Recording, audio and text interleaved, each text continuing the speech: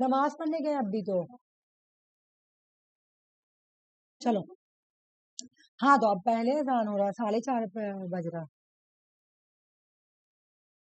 चलो, सर्वोदय किसका है? सर्वोदय ये कल मुझे आफरीन बोली थी कि एक बार रिवीजन करा दीजिएगा। आफरीन, वेल्थ ऑफ नेशन कहाँ लिखा हुआ आफरीन? उसका सर्वोदय में देखिए नीचे वेल्थ ऑफ नेशन भी है इसका। अच्छा ठीक, थ्योरी ऑफ ट्रस्टी। ट्रस्टीशिप है हाँ, और ये भी है, वेल्थ ऑफ नेशन भी है। पता मुझे जब आफरीन लिख के भेजी ना तो मैं बोली ना, मेरे कितना दिमाग कमजोर हो गया कि हम भूल गए, हम खुद पढ़ाए हम ही भूल गए। वेल्थ ऑफ नेशन को टॉपिक है, वो तो बुक है, बहुत माइंड में मैं ला रही हूँ बार बार कि तो वो कोई टॉपिक है। मतलब मेरे अभी मैं मेरा क्या हो रहा है कि मेरा थोड़ा नींद नहीं पूरा हो रहा तो मैं भूल जा रही हूँ हर चीज, ठीक है। हाँ मैम होता है, हाँ तो मेरे साथ भी होता है। तो मुझे लग रहा है मैं इतना भयानक भूल गई कि मैं जो पढ़ाई वो भी भूल गई कि वेल्थ ऑफ नेशन का कौन सा टॉपिक है। कल हम बोले तो बुक है लेकिन फिर भी वो हो सकता है। इसीलिए मैं इसमें ढूंढ रही हूँ कि वो कहाँ पर है। वेलफेयर ऑफ स्टेट था ना मैम हाँ हाँ, अच्छा इसका। अभी पढ़ाएंगे तो आ ही जाएगा।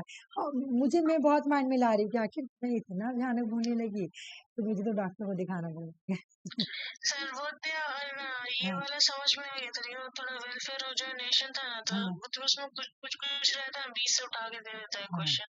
हाँ इसी वजह से लिंक खोजे, हमको मिला नहीं। सिटीजनशिप वाला भी लिंक खोजे, वो हाँ सिटीजनशिप भी हमको पूरा समझ में आ रहा था कि ऊपर क्या नीचे, बीच में ना एक है इसके लेकर के जो बाय नेचुरलाइजेशन है ना, उसमें हाँ हाँ 12 ईयर्स दिया गया। उसके बाद दिया गया कि सात उसको 7 ईयर अप्लाई करने के बाद उसको 14 ईयर्स में रहना है।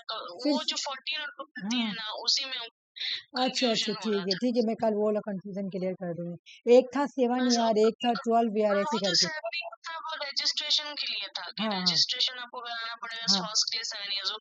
समझ गया। और हाँ मतलब जो फॉरेन के सिटीजन है जो यहाँ हाँ हाँ सिटीजनशिप चाहिए, उसमें भी लिखा हुआ कि 12 ईयर उनको यहाँ रहना पड़ेगा, hmm, plus good character plus language. हाँ। उसके नीचे 14 ईयर्स दिया हुआ है कि 14 ईयर्स इतना दूसरा है, देना। मैं बता दूंगी, 14 ईयर्स में बता दूंगी। वो जो 14 ईयर्स है ना, हम्म, उसमें ही हम कंफ्यूज हो नहीं रहे हैं। 12 ईयर 14 तो ईयर्स वो किस सही है, 12 ईयर तो सही है।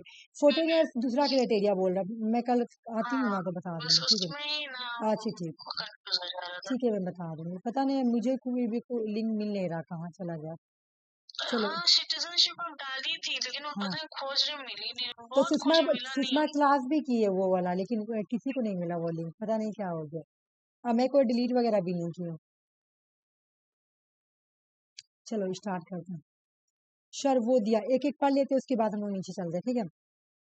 सर्वोदया जो है ये दो वर्ड से मिलके बन गया। एग्जाम में क्वेश्चन आया कि इनमें से सर्वोदया कौन है। तो सर्वोदया का दो वर्ड पहले कौन देख लो। सर्वोदया, सर्व का मतलब होता है वन एंड ऑल, और उद्या का मतलब होगा तुम्हारा वेलफेयर या अपलिफ्ट, ठीक है। सर्वोदया का मतलब होता है यूनिवर्सल अपलिफ्ट या welfare of all. Universal uplift का मतलब है सबों के लिए भलाई। अगर मुझे कोई काम करना है, अच्छा करना है, तो सबों के लिए करना है। वेलफेयर ऑफ ऑल, मुझे सबके लिए वेलफेयर करना है, यही को गांधी जी बोलते हैं सर्वोदया। जब मैं कोई मेरी कोई पॉलिसी आ रही है, गवर्नमेंट कोई पॉलिसी ला रही है या किसी तरह की स्कीम्स आ रही है, तो वो सबों के भलाई के लिए होनी चाहिए, सबों के लिए अपलिफ्टमेंट होनी चाहिए। इसी का मतलब होता है सर्वोदया। गांधी जी ने ये जो गांधी जी ने ये जो टर्म लिया ना सर्वोदया, इन्होंने लिया है जॉन रॉस्किन की book unto this last. बहुत सारे एग्जाम में आए हुए हैं कि गांधी जी ने सर्वोदया का कॉन्सेप्ट कौन सा बुक से लिए हैं, तो अर्न टू दिस लास्ट। अच्छा तुम बोल रहे थे पेन वाला ना, क्या क्या ले जाना है सुन लो। एडमिट कार्ड लेके जाना है, वैसे एडमिट में भी लिखा होगा, ठीक है ना, एक बार पढ़ लेना तुम। हाँ, एडमिट कार्ड लेके जाना है, वोटर कार्ड ले लो या आधार कार्ड ले लो एक, जो ठीक है ना। उसमें लिखा हुआ है कि जो उसमें एक्सपायरी नहीं है जो वही लेके जाना है। हाँ और मेरा ना एक्सपायर कर गया, तो हम बोले थे कि मैम हम जा रहे हैं थोड़ा ये कराने हाँ के हाँ, लिए। वो तो अभी वोटर तक ले गया लो, नहीं है मेरा। वोटर कार्ड ले लो। वोटर कार्ड लेके। हाँ वोटर ले लो, कोई भी आइडेंटिटी कार्ड ले लो, ठीक है ना, वोटर ले लो। उसके बाद तुम्हारा क्या हो गया कि ये हो गया एडमिट कार्ड और वोटर ये आधार हो गया। ट्रांसपेरेंट पेन लेके जाना है, ठीक है, ट्रांसपेरेंट पेन लेके जाना है। बोतल भी ले जा सकती हो लेकिन ट्रांसपेरेंट। पेन रखने वाला तुम बैग जो ट्रांसपेरेंट मिलता है ना, वो भी ले जा सकते हो लेकिन ट्रांसपेरेंट, ठीक है। पेन भी ट्रांसपेरेंट, इतना चीज तुम लोगों को लेके जाना है। और मैम बैग बैग तो लेके क्या? फोटो भी लेना है। हाँ फोटो भी, फोटो को तो नहीं बोली मेरे हाँ, बहन, लेकिन सुषमा बोली तो रख लेना, क्योंकि नेट में फोटो लगता है। वो पासपोर्ट साइज फोटो। हाँ हाँ, क्योंकि नेट में हम और लोग, मैम, हाँ, हाँ, नेट में हम लोग का लगता है एक फोटो, नेट में लगता है। ओके मैम, एडमिट कार्ड ले जाना, वो ट्रांसपेरेंट पेन लेके जाना है, हाँ और ट्रांसपेरेंट बोतल भी लेके जा सकते हैं आप, और पाउच लेके आइडेंटिटी कार्ड, हाँ हाँ, एक फोटो। और एक फोटो ले और लेना। मैम बोल रहे थे मैम, बैग वैग फोन वोन लेके जाइए तो कहाँ रखेंगे फिर? तुम किसके साथ जा रही हो? हाँ, वो तो मेरे हस्बैंड हमको छोड़ तो देंगे, फिर वो चले ओ जाएंगे। नहीं, तो फोन तो अंदर ले जाने के अलावा नहीं रहता है, बैग लेके जाओ, वो लोग रखने के लिए बैग जगह देगा। बैग तो लेके जाएंगे ना। हम्म। और वो ये तो लेके नहीं जा सकते हैं, ट्रांसपेरेंट जो कार्डबोर्ड आता है वो तो लेके नहीं जा सकते। ट्रांसपेरेंट वो वाला बैग नहीं आता है, ट्रांसपेरेंट बैग वो इतना नहीं बड़ा। मैम, वो नहीं बोल रहे, वो जो बोर्ड, कार्डबोर्ड ट्रांसपेरेंट लेके नहीं जा कार्डबोर्ड मत सकते लेके मैम। जाओ, कार्डबोर्ड ले जाने से कोई फायदा नहीं रहता, लेकिन अगर कार्डबोर्ड का तो मेरी बहन नहीं ले गई थी, अरे मुझे पूछे भी नहीं कार्डबोर्ड। अच्छा, लेके वो चल तो जाओ, नहीं ले अगर जाते लगेगा तो ले। हाँ कोई, कार्डबोर्ड कोई नहीं ले जाता है। हाँ, कार्डबोर्ड नहीं अच्छा लेके ठीक। जाता, क्योंकि वो तो सर्किल करना रहता है ना, तो अपना अच्छा से बोर्ड हाँ, पे रख के सर्किल ओके। ऐसे ऐसे कर लोगी, हो जाएगा। ठीक है, ठीक। बाकी कल OMR सीट बताते, देखो वैसे जो। हम देखे हुए हैं लास्ट टाइम तो, मतलब जैसे बीएड हाँ वगैरह का करते थे ना, मतलब हाँ, एग्जाम देते तो उसमें तो रोल नंबर वैसे ही भरना है पड़ता है ना, तो जैसे फिर कोई OMR। टेंशन ही नहीं है, और क्या। कल वही जैसे ला। मतलब, लेकिन हाँ, हाँ, एक होता है ना कि एग्जाम देना, मतलब प्रॉपर आंसर सर्कल करना, वैसे करके नहीं दिए। नहीं सर्कल लेकिन पूरा वो करना। फॉर्म वगैरह वो तो फर्स्ट पेज तो हम लोग OMR का ही जैसे रहता था हम लोगों का हाँ बीएड में भी। हाँ, तो ऐसे वो पूरा तो सर्किल करना, वो भी अच्छे से करना कि हाँ, बाहर वो नहीं आए। ठीक है। मतलब वो अच्छा हाँ बाहर नहीं जाए, ऐसे सब हाँ, होता है बहुत ना। अच्छे से, हाँ गोल। फिर देख यूट्यूब के करना वगैरह में देखे हैं। एक बार, लेकिन फिर भी कल देख लेना, 1 सेकंड का तो काम रहेगा, मैं बता दूँ। हाँ, मैं देखेंगे। एक आंसर लेकर आऊंगी, तुम लोग उसी पे करना। क्वेश्चन लेकर आऊंगी, तुम लोग ओके। उसी पे करना है। ठीक है। जॉन रुस्किन जो है, ये एक इंग्लिश फिलोसफर थे, तो इन्होंने बोला था कि अगर good of individual is contain in the good of all, अगर तुम किसी के साथ तुम अच्छा करने चाहते हो, तो तुम सबके साथ अच्छा करो, मतलब गांधी जी वाला बात है ये, वेलफेयर ऑफ ऑल। ठीक है। तो क्वेश्चन एक तो आएगा, सर्वोदया का मीनिंग पूछ ले तुमसे। दूसरा पूछेगा कि इन्होंने सर्वोदया का कॉन्सेप्ट कहाँ से लिया, तो तुम्हारा unto this last book, John Ruskin की बुक, वहां से लिया गया। गांधी जी बोले डीपली इन्फ्लुएंस थे इस आइडिया से, द डिग्निटी ऑफ लेबर, मतलब का मेन प्रिंसिपल क्या था, ये सर्वोदया लाए क्या थे कि लेबर जो होते हैं ना, अच्छा यहाँ पे, इनको भी डिग्निटी होनी चाहिए, क्योंकि ये मैनुअल वर्क करते हैं। ये क्या करते हैं, मैनुअल वर्क। तुम देखी होगी कि एक जो एक वर्कर होते, जो लेबर होते, तो वो हाथ से तुम्हारा ये क्या नाम, ईंट होता है, वो हाथ से उठा के लेके जाते हैं, तो वो मैनुअल वर्क हो रहा है। या कोई भी पर्सन मैनुअल वर्क कर रहा, तो जो मैनुअल वर्क कर रहा, तो वो कौन होते, लेबर होते मोस्टली। तो गांधी जी सर्वोदय में वही बोल रहे कि लेबर का भी डिग्निटी उतना ही बराबर है जितना दूसरे लोगों की बराबर है, क्योंकि वो भी तो मैनुअल वर्क कर रहे हैं, तो वो तो और हार्ड काम कर रहे हैं, है ना। इक्विटेबल डिस्ट्रीब्यूशन ऑफ वेल्थ, इन्होंने इक्विटेबल डिस्ट्रीब्यूशन ऑफ वेल्थ के बारे में बोला कि जब ये लोग, इनको तो डिग्निटी देना है, और जब वेल्थ का डिस्ट्रीब्यूशन होना चाहिए, तो सबको ही बराबर मिलना चाहिए। ठीक है। कॉम्युनल सेल्फ डिफेंसी और इंडिविजुअल फ्रीडम, ये सब मिलना चाहिए। एक्चुअल में सर्वोदया में वो मैनुअल वर्क के बारे में बोलते हैं, और खास करके ये भी बोलते हैं कि मैनुअल वर्क करता कौन है, जैसे लेबर करता है, तो लेबर, तो उनको भी डिग्निटी देना चाहिए। ये नहीं कि वो लेबर है तो उसको डिग्रेड करे कि भाई तुम तो एक लेबर हो, तुमको जो वेल्थ वगैरह डिस्ट्रीब्यूशन होता है वो नहीं मिलेगा, क्योंकि तुम तो एकदम डिग्रेड पर्सन है, ऐसा नहीं। वो तो और हार्ड काम करते हैं, तो इसलिए डिग्निटी उनको भी मिलना चाहिए, और जो भी डिस्ट्रीब्यूशन होगा वो बराबर बराबर होगा। तो कहने का मतलब है कि अगर हमको बुराई करना है, अच्छा करना है, तो वेलफेयर ऑफ द ऑल करना है, तब भी सर्वोदय आ जाएगा। ये बोले फंडामेंटली सोशली, बोलते हैं कि जो मेरा सर्वोदया है, वो नॉट ये पॉलिटिकल एक्शन से सेपरेट नहीं है। बोले सर्वोदया का गोल क्या है, रिमूव सोशो इकोनॉमिक डिस्पैरिटी, मतलब सोसाइटी में क्या है, रिच एंड पुअर का गैप है, रिच एंड पुअर का गैप है। तो पुअर में कौन आ जाएंगे, वर्कर, लेबर, ये लोग आ जाएंगे, है ना। तो इनके बीच में जो गैप है ना, इनको ही इकोनॉमिक गैप है, तो इनको ही हटाना है। जब वेलफेयर होगा तो सभी का वेलफेयर होगा, तो इसमें क्या होगा, लेबर का भी वेलफेयर होगा, तो जो डिस्पैरिटीज है, वो जो गैप है वो हट जाएगी, रिच एंड पुअर का। The goal can be best achieve through the political will the state masonry. बोला ये गोल कैसे होगा, पॉलिटिकल ये गोल को अचीव कैसे किया जाएगा, political will and state masonry के थ्रू जो है ना ये क्या नाम है रिमूव हो जाएगा, ठीक है ना। गांधी जी के लिए सर्वोदया का मतलब है ग्रास रूट लेवल अपलिफ्टमेंट। मतलब जो ग्रास रूट में कौन होता है, सोसाइटी में 3 तरह के लोग होते हैं, एक होता है रिच, एक होता है मिडिल क्लास और एक होता है पुअर। तो ग्रास रूट में कौन आ रहा है देख लो, जो एकदम लेबर है, जो वर्कर है, वो लोग आते हैं। तो वो लोग बोले कि अगर अपलिफ्टमेंट हो तो पूरा ग्रास रूट लेवल से हो, खास करके गांव से ही स्टार्ट होता है तुम्हारा ग्रास रूट। गांधी जी बोल रहे हैं ज्यादातर तुमको डिप्रेस क्लास जो है ना वो गांव में ही मिलेंगे, तो इसलिए वो बोलते हैं कि अगर सर्वोदया हो तो गांव से हो और एकदम बिल्कुल ग्रास रूट लेवल से, ठीक है। गांधी जी का बिलीव था कि जो रियल इंडिया है वो विलेज में ही रहती है। सर्वोदया मूवमेंट का एम है इस्टेब्लिशमेंट करना एक ऐसा नेटवर्क जिससे सेल्फ सपोर्टिंग विलेज कम्युनिटी बने। गांधी जी का जो ये सर्वोदया है ये बोलती है फैमिली रिलेशन करेंटली जो लिमिटेड टू ब्लड ग्रुप या will extended to cover the entire village. मतलब जो भी डिस्टेंस के बेस पर डिस्क्रिमिनेशन होता है, रेस के बेस पे, क्रेड के बेस पे, कास्ट के बेस पे, लैंग्वेज के बेस पे, इसको कम्प्लीटली एलिमिनेट कर देना है, ठीक है।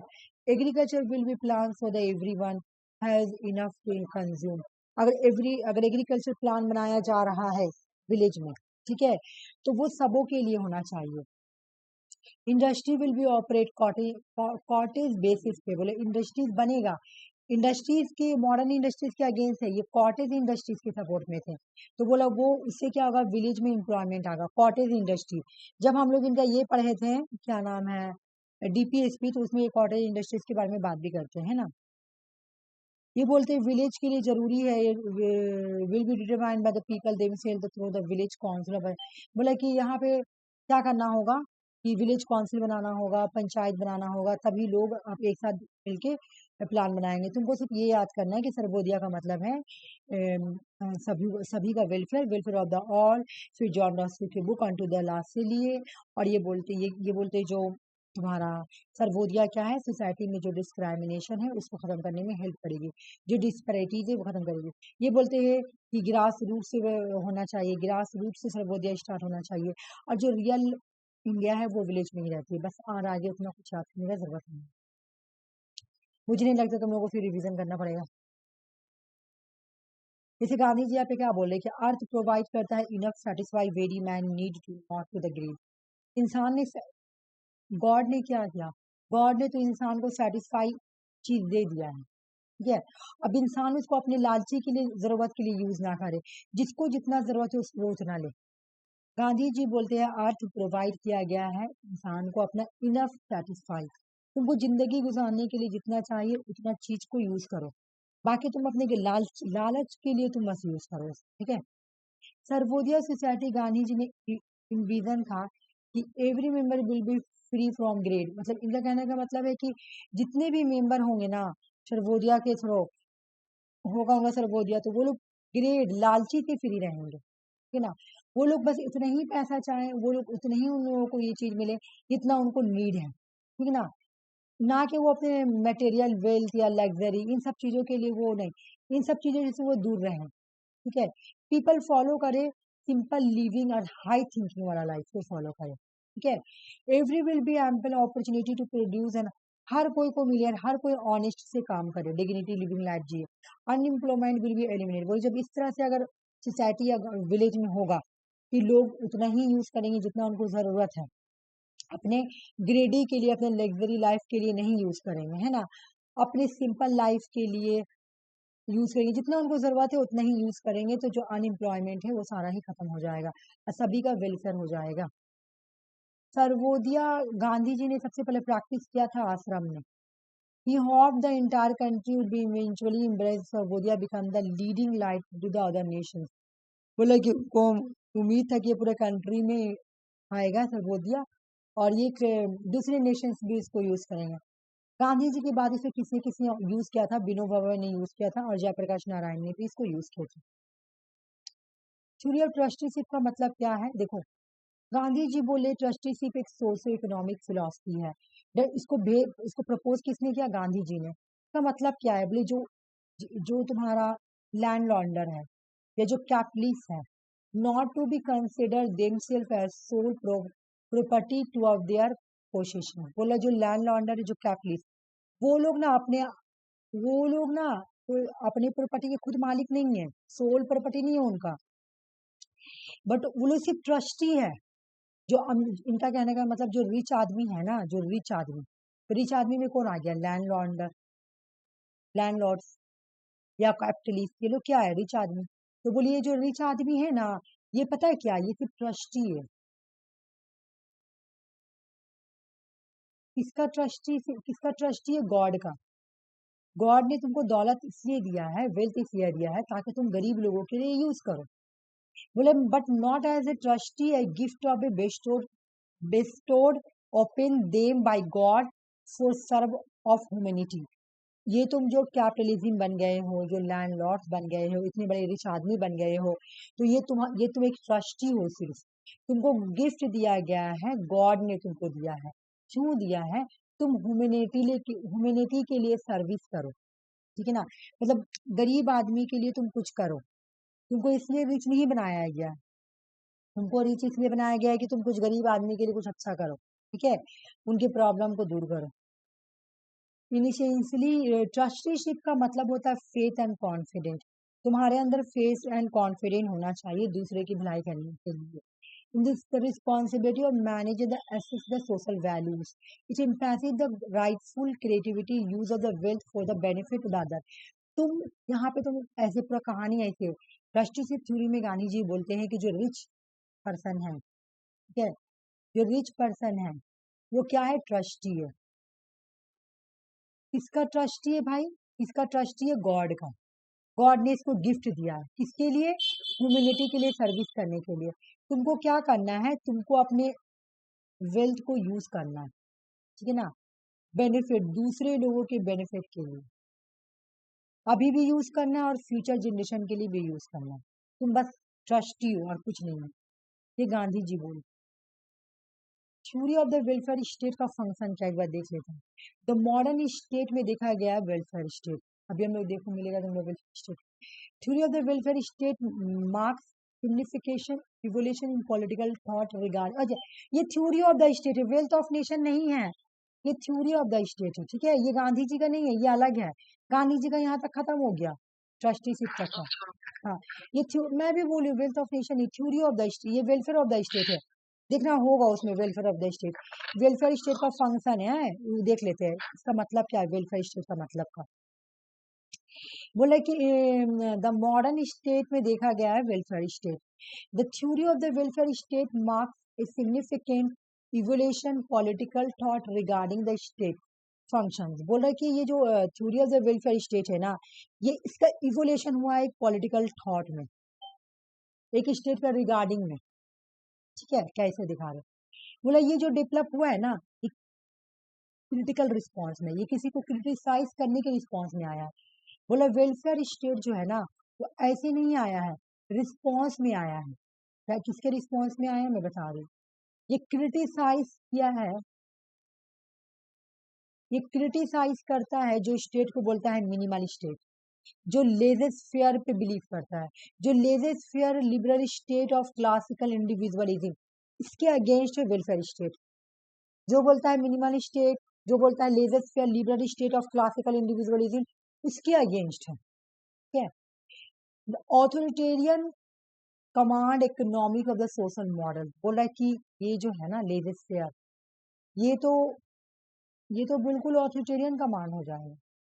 ये देखो ये आया कब था? ये 19 से 20 सेंचुरी में इंडस्ट्रियल डेमोक्रेसी कंट्री, यूरोप और नॉर्थ अमेरिका जैसे कंट्री में आई थी। ये रिजेक्ट करती है किसको? Night watch man. कौन बोलता है? जितने भी निगेटिव लिबरलिज्म वाले हैं और जितने भी क्लासिकल लिबरलिज्म वाले हैं, वो सब स्टेट को क्या बोलते हैं? नाइट वॉच मैन, है ना। जबकि पॉजिटिव लिबर्टी वाले या मॉडर्न लिबर्टी वाले वो क्या बोलते हैं कि नहीं, स्टेट जो है नाइट वॉचमैन नहीं है। और जितने भी पॉजिटिव लिबर्टी वाले हैं, जितने भी मॉडर्न लिबर्टी वाले हैं, ये लोग वेलफेयर स्टेट को सपोर्ट करते हैं। तो वेलफेयर स्टेट भी उस चीज को नहीं मानेगा जो पॉजिटिव मॉडर्न नहीं मान रहे हैं। तो वेलफेयर स्टेट भी बोलते हैं कि नहीं, स्टेट का काम सिर्फ नाइट वॉचमैन नहीं है, ये बात गलत है, मैं रिजेक्ट करता हूँ।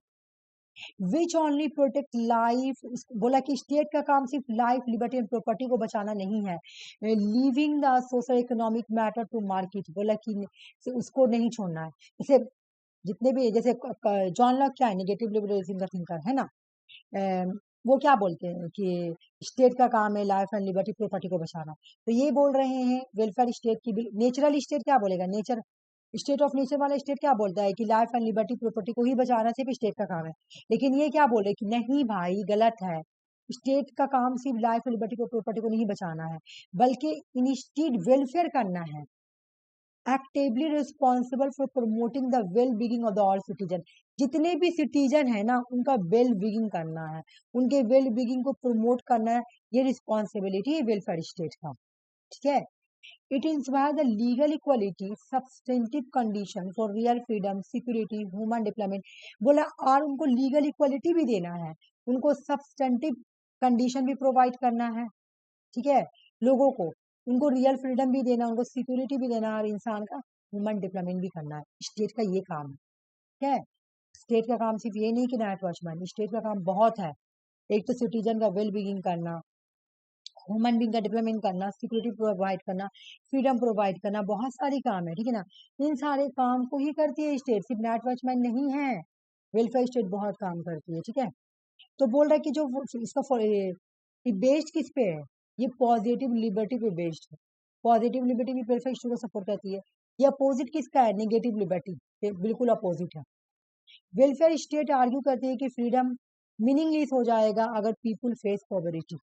बोला कि अगर, वेलफेयर स्टेट आर्ग्यू कर रहा है कि फ्रीडम का कोई मायने नहीं रह जाएगा अगर इंसान गरीब रहेगा, अगर इंसान का हेल्थ ठीक नहीं रहेगा, अगर इंसान को इग्नोरेंस किया जा रहा है, अगर इंसान के पास अनएम्प्लॉयमेंट है, तो फ्रीडम का मतलब कुछ नहीं है।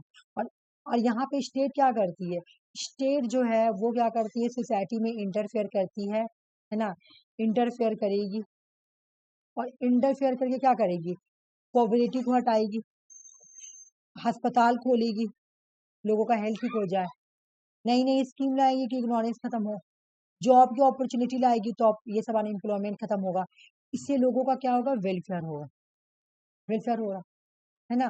तो देख लो भाई कि जब ये चीज नहीं मिलेगी तो लोगों को फ्रीडम कहाँ से मिलेगी, ठीक है। ये वेलफेयर स्टेट बोली, accept that the market alone can not guarantee for opportunity to decent the living, सिर्फ मार्केट नहीं बोल सकता है कि हाँ, जैसे इंडिविजुअल लिबरलिज्म, ये इंडिविजुअल या क्लासिकल या मॉडर्न वाले क्या बोलते हैं, मॉडर्न वाले नहीं, सॉरी, क्लासिकल वाले, हाँ, नेगेटिव वाले, कि मार्केट ही सब चीजें डिसीजन लेगी, है ना, वहां मार्केट में एक इंडिविजुअल ही डिसीजन लेगा, ये बोलते हैं बिल्कुल भी नहीं। स्टेट जो है ना, वो करेक्ट करेगी मार्केट फेल है कि क्या, मार्केट से अकेला कुछ नहीं कर सकती है, market can not guarantee for opportunity या डिसेंट लिविंग कंडीशन। बोला कि मार्केट जो है वो इंसान को सही अपॉर्चुनिटी नहीं बता सकती है, या उसका अच्छा जिंदगी जीने का तरीका नहीं बता सकती है। स्टेट करेक्ट करेगी, तुम्हारा मार्केट जो फेल हो गया ना उसको ठीक करेगी स्टेट, ये सब स्टेट काम करेगी। और ये स्टेट कौन है, वेलफेयर स्टेट है। एक वैसा फीचर देख लेते हैं। बोला ये इंडिविजुअलिस्टिक और सोशलिस्टिक मेथड यूज कर रहा है, क्योंकि ये फ्रीडम भी देने का बात कर रहा है और सोसाइटी में अच्छाई भी करने का काम बात बोल रहा है ना, वेलफेयर भी। ये बोला ये एम्फेसिस करता है कि सर्विस ओवर पैटर्नलिज्म के ऊपर ज्यादा फोकस करता है। ये freedom of trade and commerce के बारे में भी अलाउ करता है। ये बोलता है, ये यूज करता है state power for political economic and. State क्या करता है, पावर को यूज करता है पॉलिटिकल इकोनॉमिक गेन के लिए। ये बोलता है कि सिविलाइजेशन ऑफ लाइफ जरूरी है, सिविलाइज लाइफ जरूरी है। इंटरनल प्लेस, ये बोलता है कि इंटरनल पीस को मेंटेन करेगा, कौन करेगा, स्टेट, और एक्सटर्नल एग्रेशन को रोकेगा। ये सोशल इंफ्लुएंस को प्रोवाइड करता है, ये लोगों के, ये बोलता है कि लोगों का प्रमोट करना है वेल बीइंग, ये वेलफेयर स्टेट का ड्यूटी है। ये लोगों के लिए प्लान डेवलपमेंट करता है कि क्या क्या लाए उसका डेवलपमेंट हो जाए। ये अडॉप्ट करता है इकोनॉमिक, ये अडॉप्ट करता है मिक्स्ड इकोनॉमिक। वेलफेयर स्टेट जो है ना, पब्लिक के बारे में भी बात करता है, प्राइवेट के बारे में बात करता है, तो इसलिए मिक्स के बारे में बात करता है। ये लोगों का काम करता है ना, तो बिल्कुल फ्रेंड के जैसा, फिलोसफर के जैसा, गैट के जैसा। ये प्रमोट करता है सोशल पॉलिटिकल थिंकिंग। ये खत्म हो गया, बाकी ये उतना इम्पोर्टेंट अच्छा मैं ना सिलेबस थोड़ा खोल रही हूँ, जो देखती हूँ कुछ ऐसा रिवीजन वाला बजता हो।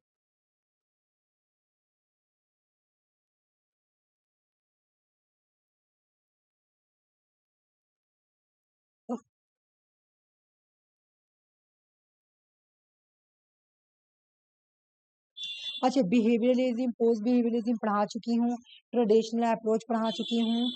एंड मुझे तुम लोग एक बार बताओ तो ट्रेडिशनल अप्रोच कितनी तरह का होता है?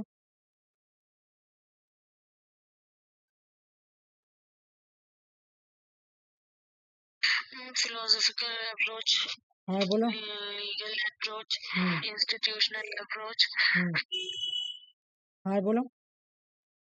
और हिस्टोरिकल अप्रोच। हिस्टोरिकल अप्रोच, इसमें तुमको याद है? बोलो।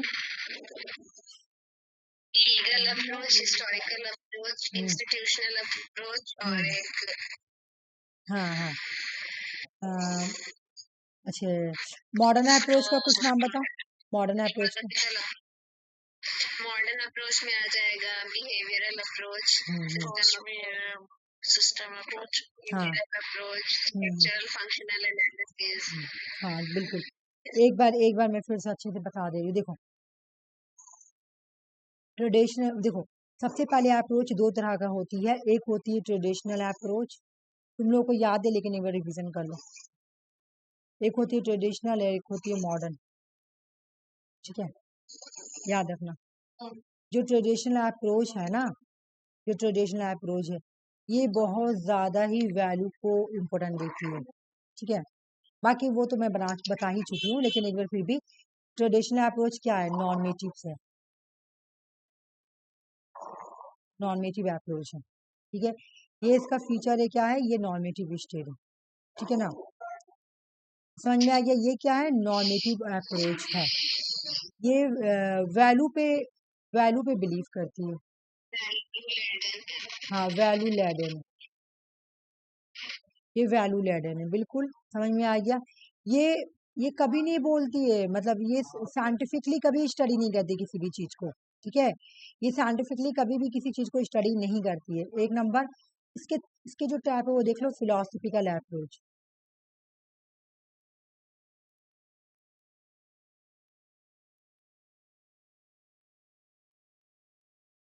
ठीक है, हिस्टोरिकल, और हो गया इंस्टीट्यूशनल, और हो गया तुम्हारा हिस्टोरिकल, नहीं सॉरी लीगल, लीगल हाँ लीगल, लीगल हो गया, ठीक है। तुम लोगों का ये बहुत अच्छे से क्लियर हो गया। बाकी मैं डीप में तो पढ़ाई थी जाके, है ना, बाकी मैं डीप में पढ़ाई थी, है ना। हम्म। अब इसके अगेंस्ट आया था, इसको क्रिटिसाइज करने के लिए, इसके अगेंस्ट ट्रेडिशनल अप्रोच के अगेंस्ट में आया था मॉडर्न अप्रोच, ठीक है ना। इसके अगेंस्ट में क्या आया था, मॉडर्न अप्रोच, ठीक है। मॉडर्न अप्रोच किसके, क्वेश्चन पूछा है कि मॉडर्न अप्रोच किसके अगेंस्ट आया था, तो ट्रेडिशनल अप्रोच के अगेंस्ट आया था, ठीक है ना।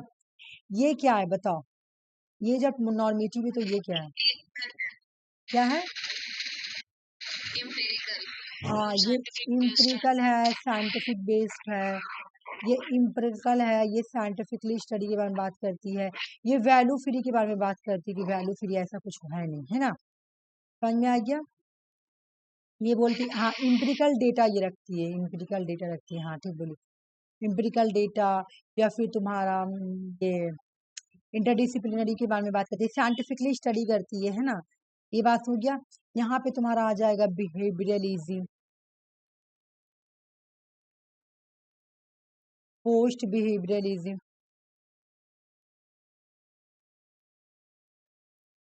ठीक है, बिहेवियरलिज्म, पोस्ट बिहेवियरलिज्म, और बताओ स्ट्रक्चरल फंक्शन अप्रोच, हाँ सिस्टम अप्रोच, न्यू इंस्टीट्यूशनलिज्म भी इसी के अंदर आएगा, हाँ जैसे ये इंस्टीट्यूशनल है ये न्यू हो गया, हाँ न्यू इंस्टीट्यूशनलिज्म। उसके कॉम्परेटिव और कम्युनिकेशन हो गया। ए प्रीति देखना बारिश होने वाली है, कपड़ा आ गया छत से, ठीक है, ये वाला तो हो गया। एक बार आज मैं देख लेती हूँ सिलेबस में, ठीक है ना। जो इम्पोर्टेंट है उस पेपर में उसको तो अच्छे से देख ले। बिहेवियरिज्म हो गया, पोस्ट बिहेवियरिज्म हो गया, मार्क्सिस्ट मैं बोलूंगी, अगर तुम लोग इसमें से कोई जरूरत रहेगा तो बताना है। ट्रेडिशनल अप्रोच, अच्छा मैं खुद ही देखकर बता देती। डेफिनेशन का स्ट्रक्चर फंक्शनल मोड हो गया पूरा, डील वगैरह हो गया, okay. Welfare theory of the state अभी पढ़ाएं। सिटीजनशिप हो गया, right and liberty, democracy, totalitarianism, political party, एक मिनट मैं देख रही हूँ थोड़ा सा। फेडरलिज्म, अच्छा फेडरलिज्म आ रही तो अभी उसी दिन करवाई हूँ है ना, फेडरलिज्म आ रही, हाँ हाँ ठीक। प्रेसिडेंट पढ़ा चुकी हूँ। प्राइम मिनिस्टर तुम लोग का हो गया, रिवीजन हुआ है prime minister of India, revision हो गया ना, ठीक है। चीफ मिनिस्टर का भी हो गया है तुम्हारा। गवर्नर तुम लोग का दोनों का हो गया ना, ठीक। और अमेंडमेंट प्रोसीजर हो गया, okay. Election commission of India, schedule caste and schedule tribes, एक सेकंड रुक जाओ। Planning commission, planning function, state panchayat raj, international, एक मिनट मैं देख लेती हूँ तो उसके बाद में तुम लोग करवा रही हूँ। कल थोड़ा सा क्वेश्चंस लेके आ जाऊंगी, ठीक है ना। कल मैं सोच रही तुम लोग को खाली क्वेश्चंस कराऊंगी, मतलब ऐसे हाँ ठीक। हाँ गांधी, अच्छा ये गांधी का ट्रस्टी सर्वोदया हो गया। हेगल ग्रीन और तुम्हारा मार्क्सिस्ट थ्योरी, इंगेल, ये सब रिवीजन हो गया है। सिस्टम थ्योरी भी हो गया है। बट और तो कुछ ऐसा है ही नहीं। तुम लोगों के माइंड में कुछ ऐसा है तो बताओ जो मैं करा दूं। हमको तो लग रहा है सब हो गया है। हाँ हाँ हो गया तो है, एक मिनट रुक जाओ। हो गया, मैं क्वेश्चंस मुझे लेकर आना चाहिए, मुझे लगा कि कुछ है नहीं। और देखती कॉन्फेडरेशन थोड़ा सा बता दीजिएगा। कौन सा कॉन्फेडरेशन एंड फेडरेशन का हाँ डिफरेंस। बिल्कुल, कॉन्फेडरेशन और एक मिनट मुझे वो कॉन्फेडरेशन और फेडरेशन, हाँ हाँ बिल्कुल बिल्कुल बता दूँ, क्यों नहीं बताऊँ। चलो मैं प्रेसिडेंशियल और वो पार्लियामेंट्री, हाँ हाँ हाँ मैं बता दे रही हूँ, एक मिनट। डिफरेंस क्लियर कर दिया था। फेडरेशन हाँ एंड जी, कौन मैंने complete किए। क्या किया, आज ही कंप्लीट की है। आज ही वाला हुआ जो अभी बोल रहे हैं, आज किए। ओ, इना में से एक दिन और बोली थी कि करा देने के लिए, तो मेरे माइंड से दम लग रहा निकल गया था। चलो करा दे, तुम्हारा भी रिवीजन हो जाएगा एक बार, ठीक है। तो आपको स्क्रीनशॉट भेजे। हाँ ठीक है, मैं देख लेती हूँ, ठीक है। फेडरेशन एंड कॉन्फेडरेशन, एक सेकंड में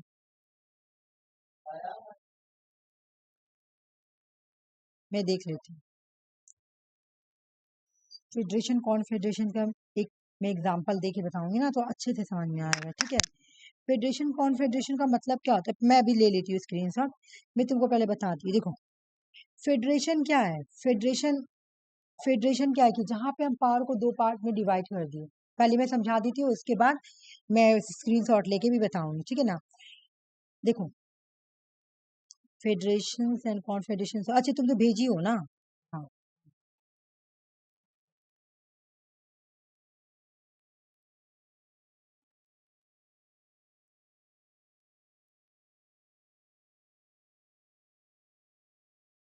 देखो, बोले कि जो फेडरेशन होता है और जो कॉन्फेडरेशन होता है, इन दोनों में फर्क क्या है ये देखते हैं आज। पहले तो हो गया कॉन्फेडरेशन,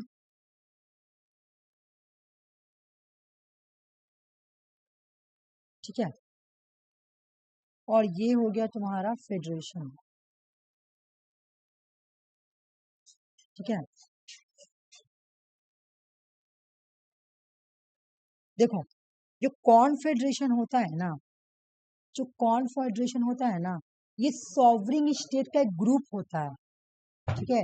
ये सॉवरिंग स्टेट का एक ग्रुप होता है, ठीक है। जैसे तुम यूरोपियन यूनियन क्या है, यूरोपियन यूनियन एक सॉवरिंग स्टेट का ग्रुप है। यूरोपियन यूनियन में 27 कंट्रीज है।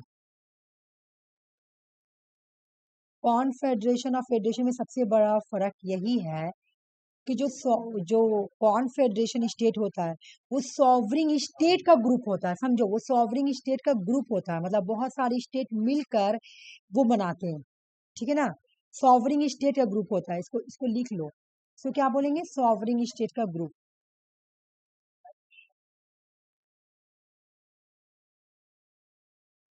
सॉवरिंग स्टेट का ग्रुप, है ना। यहाँ पे जो मेंबर होते हैं ना, ठीक है, यहाँ पे जो मेंबर होंगे वो स्टेट वो होंगे, स्टेट समझ लो, स्टेट है ना, बहुत सारे स्टेट मिलके, जैसे 27 स्टेट मिलके एक कॉन्फेडरेशन बनाए।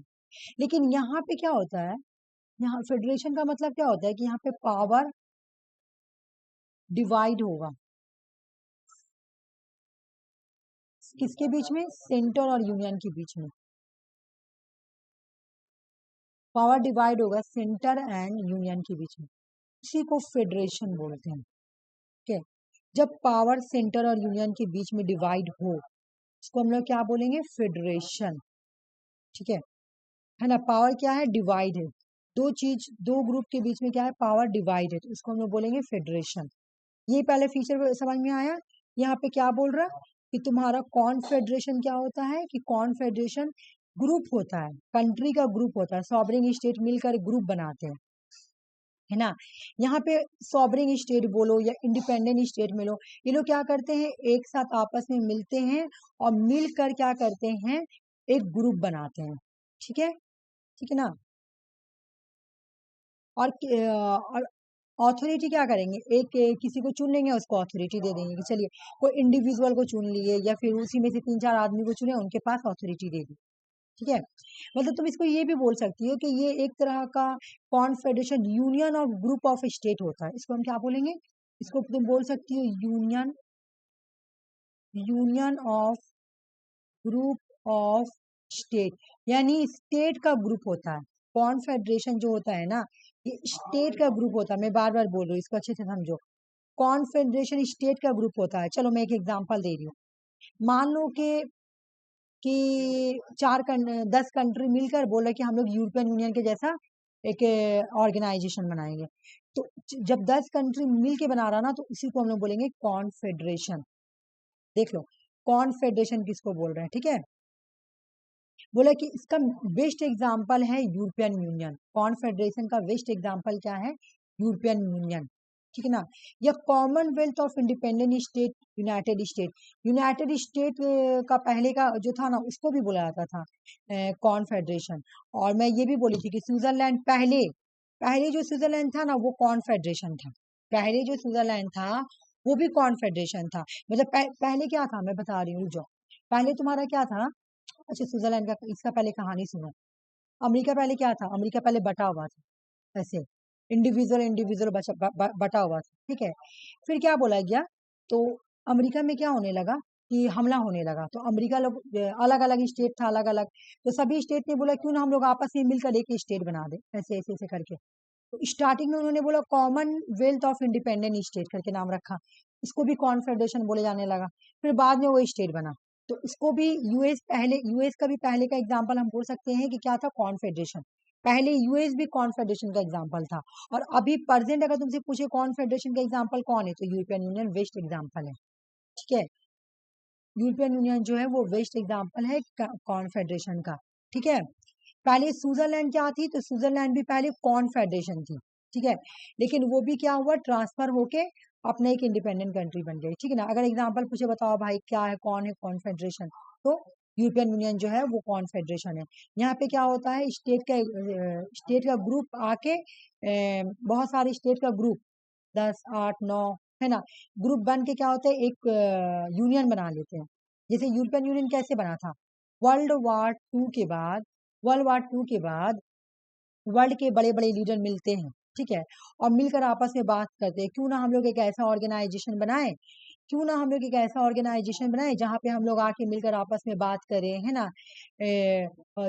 इससे क्या होगा कि एक दूसरे के साथ, है ना, फ्रेंडशिप बढ़ेगी, क्योंकि वर्ल्ड वार टू हुआ क्यों था, एक्सट्रीम नेशनलिज्म की वजह कर, अपनी कंट्री से बहुत ज्यादा प्यार, बहुत ज्यादा लगाव इस वजह से।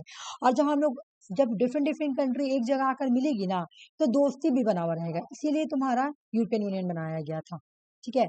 और यूरोपियन यूनियन जब बनाई थी तो इसमें तुम्हारा यूके भी थी, लेकिन अब यूके हट गई है। तो यूरोपियन कॉन्फेडरेशन का एग्जांपल क्या है? तुम्हारा यूरोपियन यूनियन। अगर तुमसे पूछे कि what is a confederation, confederation होता क्या है, तो कॉन्फेडरेशन होता है जब सॉवरिंग स्टेट का ग्रुप आपस में, ऐसे भी लिख सकती हो, सॉवरिंग स्टेट का ग्रुप भी बोल सकती हो, या union of the group of the state. ये union of the group of the state है। यहाँ पे क्या होता है, सॉवरिंग स्टेट मिलकर बनाती है। जैसे 27 स्टेट मिली होगी आपस में, मिलकर एक ऑर्गेनाइजेशन बनाई है, उसी को कॉन्फेडरेशन बोला जा रहा है, ठीक है। अब यहाँ पे आ जाओ, यहाँ पे क्या हो रहा है, पावर का डिवीजन हो जाता है। जब पावर को डिवाइड कर देंगे, सेंट्रल और पावर को हम डिवाइड कर दिए, तुम देखो पावर का डिवाइड है सेंट्रल स्टेट के बीच में, फिर लोकल यूनिट को भी पावर दिया जाता है फेडरेशन में, तो उसी को हम लोग बोलते हैं, क्या बोलते हैं, उसी को हम लोग बोलते हैं तुम्हारा ये फेडरेशन, ठीक है।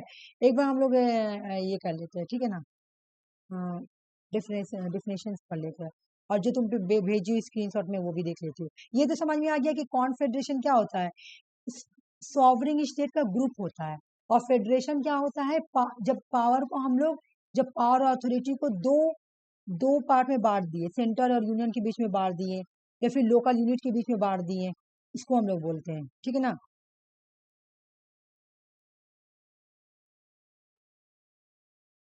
कॉन्फेडरेशन में क्या होता है, देखो कॉन्फेडरेशन का एक बार बता रही हूँ। मान लो ये कॉन्फेडरेशन है, ठीक है ना, तो बोला कि यहाँ पे क्या होता है कॉन्फेडरेशन में,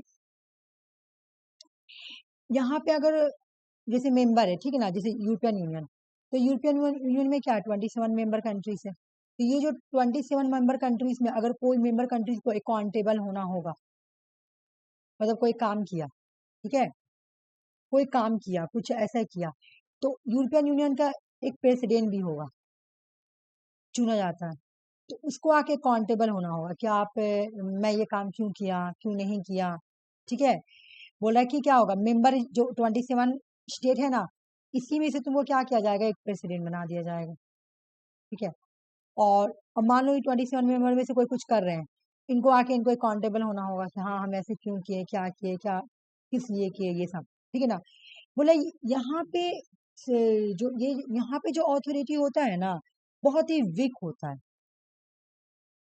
ये यहाँ पे बोला जिसके पास अथॉरिटी होता है ना कॉन्फेडरेशन में, जिसके पास कॉन्फेडरेशन में क्या किया, मैं मान लो कि मैं प्रेसिडेंट मैंने बनाया, ठीक है, और मैंने पूरा पावर इसको दे दिया, तो ये बहुत वीक होता है इसके कंपेरिजन में। अथॉरिटी के मामला में देखेंगे, सेंट्रल अथॉरिटी, अगर तुझे पूछे कि सेंट्रल अथॉरिटी के मामला में अगर क्वेश्चन पूछे, मैं यहाँ पे लिख रही हूँ, रुक जाओ। अगर तुमसे क्वेश्चन एग्जाम में ये पूछे कि सेंट्रल अथॉरिटी के मामला में, रुक जाओ मैं यहाँ पे लिखूंगी तो अपने समझ में आ जाएगा। यहाँ मैं लिख रही हूँ सेंट्रल अथॉरिटी, ठीक है ना। सेंट्रल अथॉरिटी के मामला में यहाँ पे कॉन्फेडरेशन और यहाँ पे खाली फेडरेशन, ठीक है। बोला सेंट्रल अथॉरिटी में सब के मामला में वीक कौन होता है और स्ट्रांग कौन होता है, ठीक है। सेंट्रल अथॉरिटी के मामला में वीक कौन होता है और स्ट्रांग कौन होता है, भाई वीक तो ये इसका बॉडी वीक होता है, ये वीक बॉडी होता है। सेंट्रल अथॉरिटी के मामला में इसको उतना पावर नहीं मिला होता, ठीक है, क्योंकि इसको जो यहाँ पे जो अपॉइंट करेगा हेड को, वो मेंबर स्टेट ही अपॉइंटमेंट करते हैं, तो इससे ये वीक बॉडी है। इससे इसका जो अथॉरिटी दिया गया ना वीक है, किसके कंपेरिजन, फेडरेशन के, क्योंकि फेडरेशन में सेंट्रल बहुत स्ट्रांग होगा, या सेंट्रल को बराबर पावर मिलेगा, वीक तो होगा नहीं सेंट्रल, है ना। फेडरेशन में जैसे तुम इंडिया में देखो ना, सेंट्रल बहुत स्ट्रांग है और यूनियन को पावर कम दिया गया, लेकिन यूएस में देखो सेंटर को भी जितना पावर दिया गया स्टेट को भी इतना पावर दिया गया। तो वही बोल रहा कि अगर सेंट्रल अथॉरिटी का हम कंपेरिजन करेंगे इससे, जैसे यहाँ पे कॉन्फेडरेशन में जो अथॉरिटी बैठा हुआ है हेड पे, उसको उतना पावर दिया नहीं है जितना फेडरेशन में पावर दिया गया सेंटर को। तो अगर एग्जाम में क्वेश्चन पूछा जाए कि सेंट्रल अथॉरिटी के कंपेरिजन में कॉन्फेडरेशन को ज्यादा पावर है या फेडरेशन को, तो फेडरेशन को ज्यादा पावर है। कॉन्फेडरेशन वीक बॉडी है, क्यों, क्योंकि यहाँ पे जो हेड बैठेगा, कॉन्फेडरेशन में जो हेड बैठता है ना, उसको तो मेंबर कंट्रीज, जो कॉन्फेडरेशन के मेंबर कंट्रीज वो अपॉइंट करते हैं, ठीक है। मैं क्या एग्जांपल थी कि कॉन्फेडरेशन कौन है, यूरोपियन यूनियन, ठीक है ना, यूरोपियन यूनियन। तो यूरोपियन यूनियन के जो मेंबर होते हैं ना, मेंबर, वही अपॉइंट करेंगे हेड को, वही अपॉइंट करेंगे हेड को।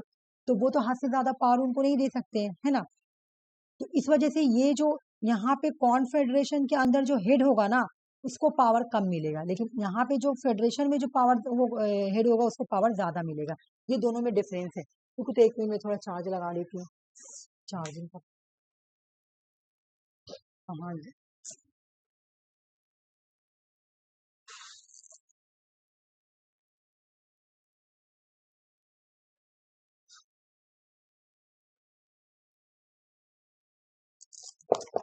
रुक जाओ।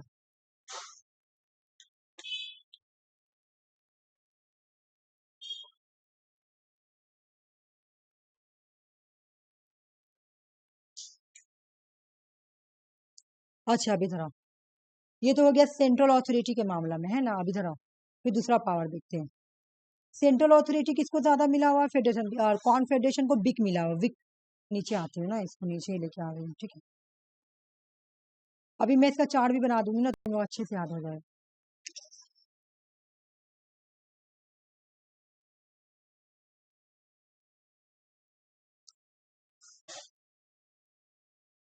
Power of the central authority.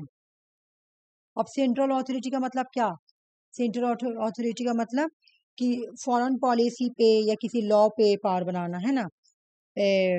तो देखो यहाँ पे अगर तुम फेडरेशन में आ जाओ, ठीक है, और कॉन्फेडरेशन रख रहे, ठीक है ना, कॉन्फेडरेशन और फेडरेशन।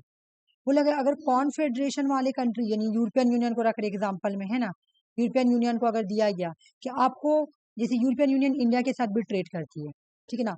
तो कॉन्फेडरेशन जब यूरोपियन यूनियन कॉन्फेडरेशन में जब आएगा कि तुमको फॉरेन पॉलिसी के मामला में किसको पावर ज्यादा मिला हुआ है, फॉरेन पॉलिसी में पावर किसको ज्यादा मिला हुआ, फॉरेन मतलब हमको एक कंट्री के दूसरे कंट्री के साथ फॉरेन पॉलिसी करना है, तो ये आसानी से ले लेगा, इसको ज्यादा पावर मिला हुआ है।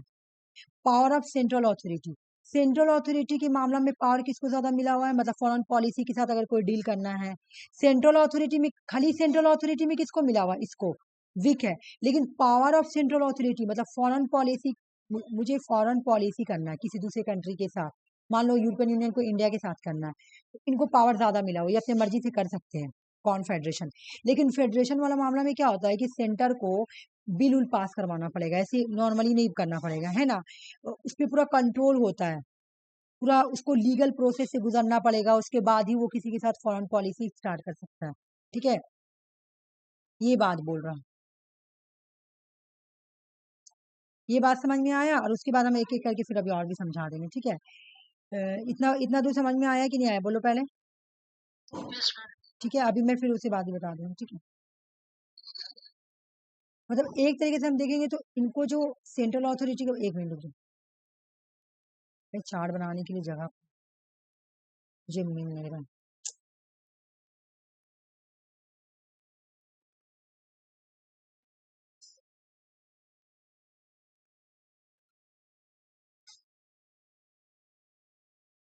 तो अगर तुमसे कोई पूछे कि कॉन्फेडरेशन का एग्जाम्पल बताओ, तो तुम क्या बोलोगी, बोलना यूरोपियन यूनियन। यूरोपियन यूनियन जो है ये एक कॉन्फेडरेशन का एग्जाम्पल है, क्योंकि ये क्या है, ये एक सॉवरिंग ग्रुप का मेंबर है ना, बहुत सारे स्टेट आके आपस में मिले हैं, तब जाके वो लोग क्या किए हैं, कॉन्फेडरेशन बनाए हैं, है ना। यहाँ पे मैं चार्ट बनाने का कोशिश कर रही हूँ, बन गया तो बहुत अच्छी बात। इतना छोटा जगह में बनेगा, नहीं बनेगा, ऊपर देखिए, ऊपर जगह, हाँ, इसको मैं इरेज कर रही हूँ।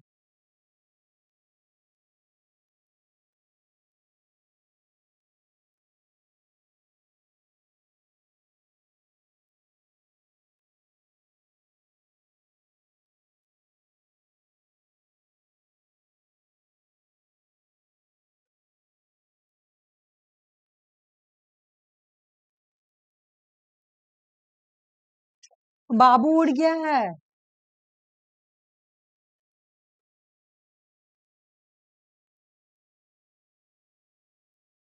बोले कि जो फेडरेशन होता है, सॉरी कॉन्फेडरेशन, क्योंकि मैं कॉन्फेडरेशन करके ना समझा रही हूँ।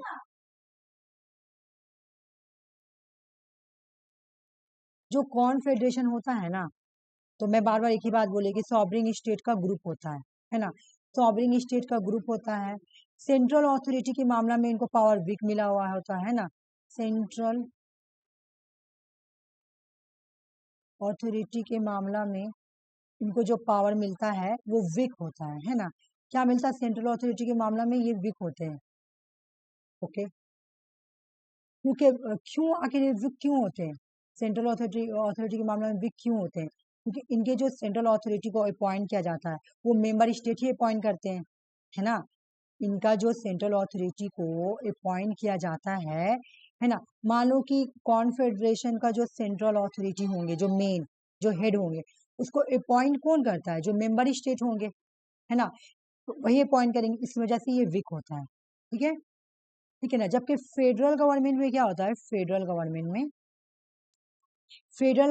में जो होता है ना, यहाँ पे सेंट्रल एक्ट करती है, सेंट्रल स्ट्रांग होता है, सेंट्रल स्ट्रांग होता है, सेंट्रल स्ट्रांग होता है। ठीक है, ये समझ में आ गई। ये जो कॉन्फेडरेशन है ना, कॉन्फेडरेशन, ये किसी तरह का न्यू स्टेट को क्रिएट नहीं कर सकती है, ये क्रिएट नहीं कर सकती है। ये क्या क्रिएट नहीं करती है? डू नॉट या डज नॉट क्रिएट होती है, मुझे लिखना पड़ेगा। ये किसी तरह के स्टेट को भी क्रिएट नहीं कर सकती है। बोलो क्यों? Does not create new state. जबकि जो फेडरेशन है ये क्रिएट कर सकती है न्यू स्टेट को। ठीक है, समझ में आ गया। ये क्रिएट कर सकती है, ये नहीं क्रिएट कर सकती है।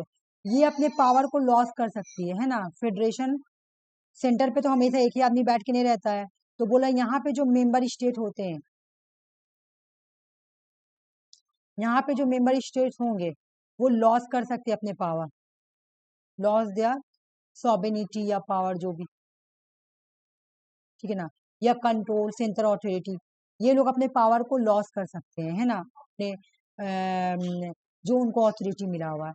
लेकिन यहाँ पे जो रहता है ना कॉन्फेडरेशन में, जो यूरोपियन यूनियन में रहेगा, ठीक है, ये क्या है, ये तो एक यूनियन है, ये मेंबर स्टेट जो होता है ये अपने सॉवरेनिटी को भी, बोला यहाँ पे एक मिनट रुक जाओ, मैं बता रही हूँ, ये दो चीज को लॉस कर सकता है। रुक जाओ, यहाँ पे मैं ऐसे करके बना देती हूँ।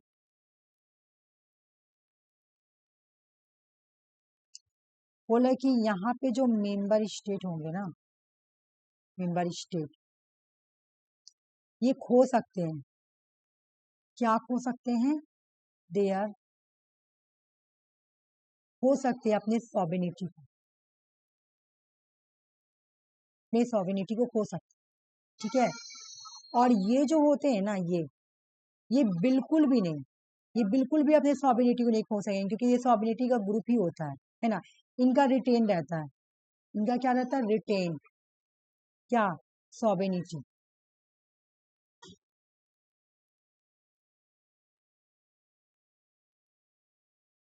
रिटेन रहता है। एक हो गया। यहाँ पे तुम्हारा मेंबरशिप बोला मैंडेटरी होता है, एकदम जरूरी, मेंबरशिप होगा ही होगा, है ना। मैंडेटरी तुम देखी होगी, वोट होता है, ये होता है। लेकिन यहाँ पे कोई मैंडेटरी नहीं है, नॉट मैंडेटरी, वॉलेंट्री है। मेंबरशिप बनना है बनो, नहीं बनना मत बनो, ठीक है ना। बोल रहा है कि यहाँ पे ऐसा कोई बात नहीं है कि तुम्हारा रिटेन कॉन्स्टिट्यूशन होगा नहीं होगा, हो भी सकता नहीं भी है। यहाँ पे तुम्हारा does not have written constitution, हो भी सकता नहीं भी, लेकिन यहाँ पे बोल रहा है कि रिटेन कॉन्स्टिट्यूशन होना ही चाहिए।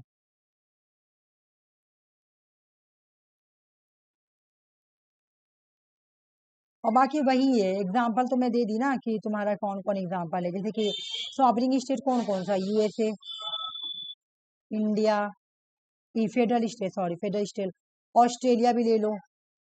ये सब क्या है? ये सब फेडरलिज्म का एग्जाम्पल है ना, फेडरलिज्म का एग्जाम्पल होता है। लेकिन जैसे यहाँ पे देख लो, तुम इधर आ जाओ, कॉन्फेडरेशन का तुम्हारा एग्जाम्पल हो गया European union, sorry European union, एक हो गया यूरोपियन यूनियन। और दूसरा तुम ये भी ले सकती हो कॉन्फेडरेशन, कोई कोई बोलता है कि यूएनओ भी है, बट यूएनओ को हम उतना नहीं कंसिडर कर सकते हैं।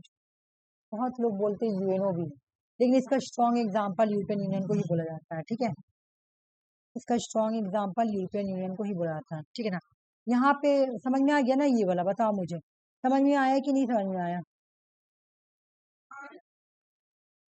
ओल्ड सुइज, इसको एग्जाम्पल तुम ऐसे ही बोलोगे, जो पुराना वाला स्विट्जरलैंड था ओल्ड सुइज, अभी नहीं पहले वाला, मैं डेट लिखी हूँ तुम्हारा इसमें, वो भी था, ठीक है। और अमेरिका भी पहले तुम्हारा पहले कॉन्फेडरेशन ही था। मैं क्या बोली कि 15 मेंबर स्टेट मिलकर अमेरिका बना। अमेरिका कैसे बना था? अमेरिका ऐसे नॉर्मली नहीं बना था, पहले अलग अलग था, ठीक है, लेकिन 15 स्टेट का ग्रुप बना, उसके बाद अमेरिका बना, तो उसको बोला ही जाता था America confederation United state of America, ठीक है, पहले पहले अभी नहीं, अमेरिका पहले तुम्हारा कॉन्फेडरेशन का एग्जाम्पल था, अभी नहीं है, ठीक है।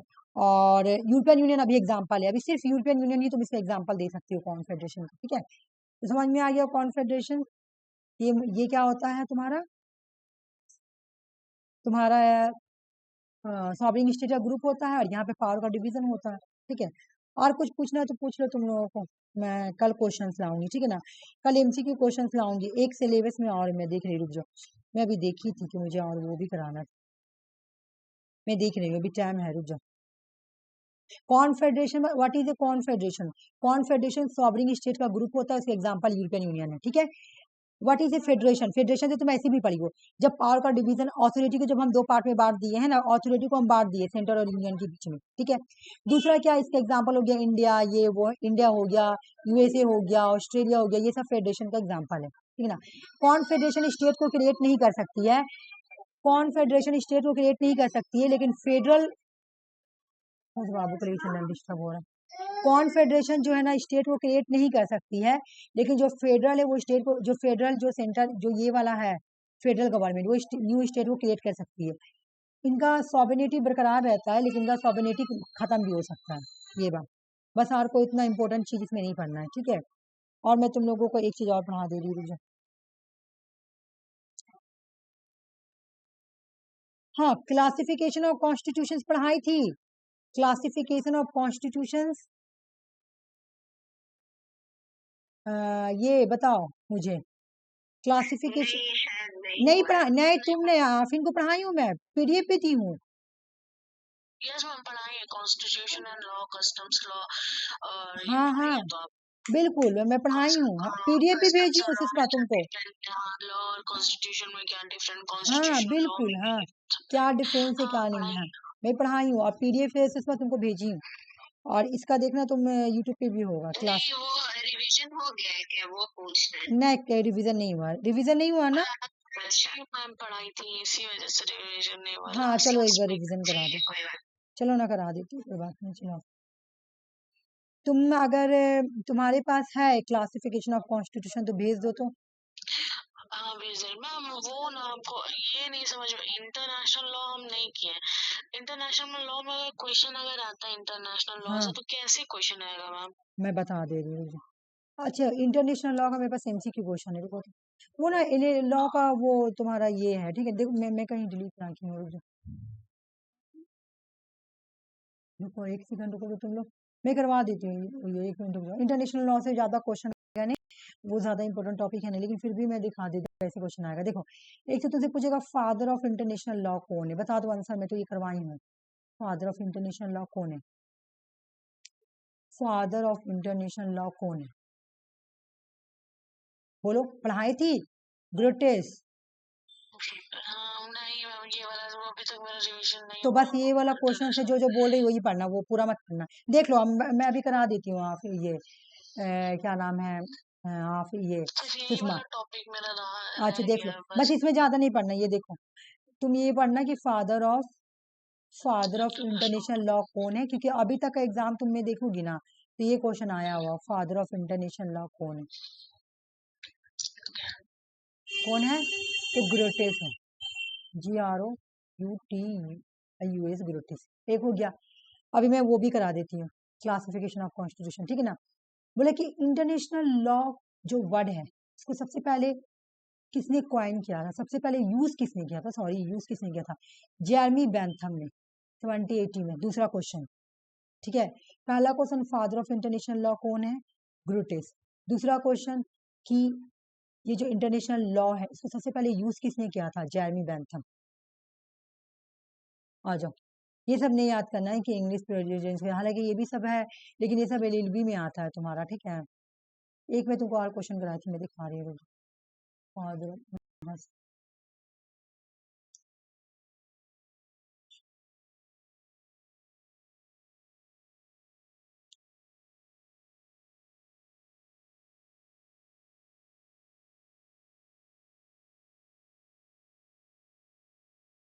हाँ, ये वाला मैं डेफिनेशन याद कराई थी, देखो देख लो, ये मैं तुमको डेफिनेशन याद करवाई थी और बोली थी कि ये वाला डेफिनेशन याद कर लेना, तो यह डेफिनेशन याद करना हार्ड नहीं है। बोला क्या है? Body of the rules and principle of action. देखो क्या सारा यही डिफिनेशन होगा। इंटरनेशनल लॉ का डिफिनेशन किसने, मतलब जेल बैरली ने बोला कि rules and principle of action. ये इंटरनेशनल लॉ क्या है, समझो, समझना है इंटरनेशनल लॉ है क्या। मैं एक बार समझा दे रही, फिर समझ में आ जाएगा, बस इससे ज्यादा नहीं पढ़ना है, इतना ही पढ़ना है इंटरनेशनल लॉ से, ज्यादा पढ़ने से कोई फायदा ही नहीं है, ठीक है। मैं तुम्हारा पीडीएफ लोड कर लेती हूँ और वो भी मैं करा देती हूँ।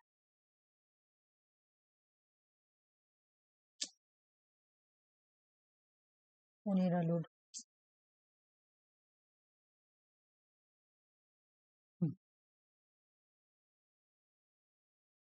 ठीक है, समझना।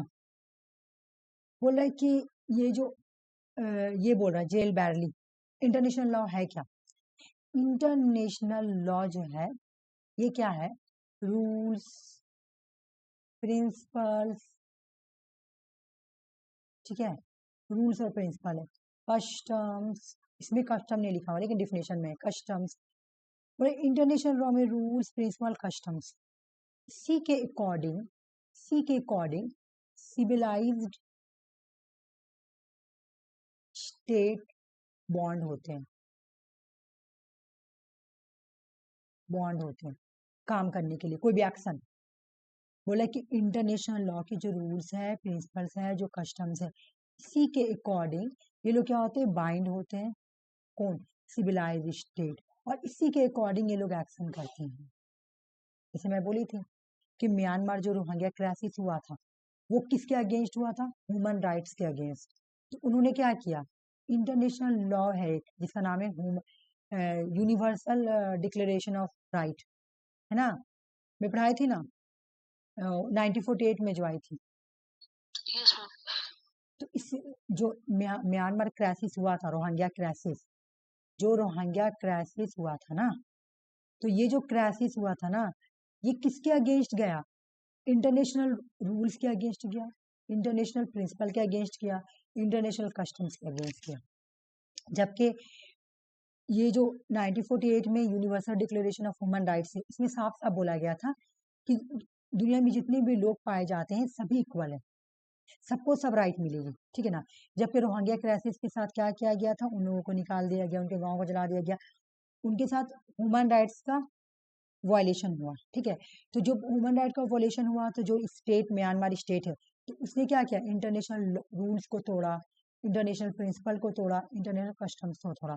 तो इंटरनेशनल लॉ ये नहीं खाली ह्यूमन राइट्स पे है, जरूरी नहीं खाली ह्यूमन राइट्स पे इंटरनेशनल लॉ, तुम्हारा बहुत चीज पे है जिसके लिए स्टेट बाइंडिंग है। इन्वायरमेंट के लिए भी बनता है तुम्हारा इंटरनेशनल लॉ, पेरिस एग्रीमेंट। उसके बाद है तुम्हारा, और ये सब जो इंटरनेशनल लॉ का ऑरिजिन कहाँ से हुआ है तुम्हारा? International court of justice, international court of criminal court, ठीक है ना। ये लोग क्या डिफाइन कर देती है कि ये जैसे हम लोग पढ़े थे ये वाला 1948 में जब आया था क्या बोला था, यूनाइटेड नेशन, क्या नाम था, United nation declaration of human right, उसको उंगा ने अडॉप्ट किया था 1948 में, यूएनओ से ही निकल के आया था। तो वो सब वहीं से निकल के आता है, लेकिन दुनिया में जो स्टेट होती है ना, सिविलाइज स्टेट, वो उसको फॉलो करती है, बोलती है कि हाँ हम इंटरनेशनल लॉ के रूल्स को, प्रिंसिपल को, कस्टम्स को मानेंगे, ठीक है, हम इनके कस्टम्स को, रूल्स को, सबको मानेंगे, है ना। तो ये मानेंगे, जब नहीं मानेंगे तो वो इंटरनेशनल लॉ के अगेंस्ट जा रहे हैं। तो म्यांमार क्राइसिस जो हुआ था वो क्या हुआ था? ह्यूमन राइट्स के अगेंस्ट गए थे। तो इंटरनेशनल लॉ के बहुत सारे टाइप्स है, जैसे human rights international law, environmental international law, ठीक है, बहुत सारे इंटरनेशनल लॉ है। अब समझ में आया कि इंटरनेशनल लॉ किसको बोलते हैं? रूल्स,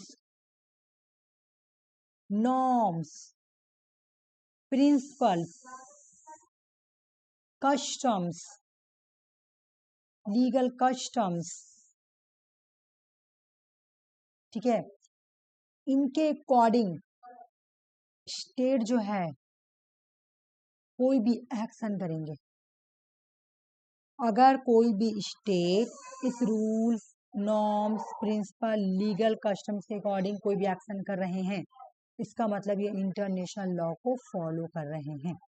अगर वो किसी भी रूल्स, प्रिंसिपल, लीगल कस्टम्स के अगेंस्ट जा रहे हैं, यानी वो इंटरनेशनल लॉ को फॉलो नहीं कर रहे हैं। इंटरनेशनल रूल्स और लॉ में क्या लिखा हुआ है?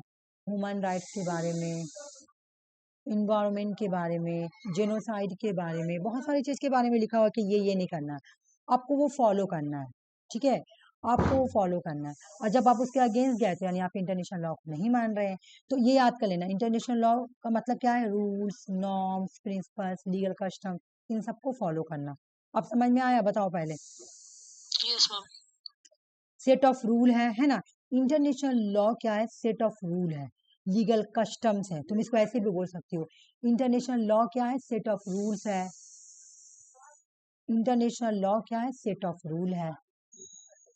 सेट ऑफ रूल्स है ना? सेट ऑफ रूल्स है, नॉर्म्स है, ठीक है, लीगल कस्टम्स है,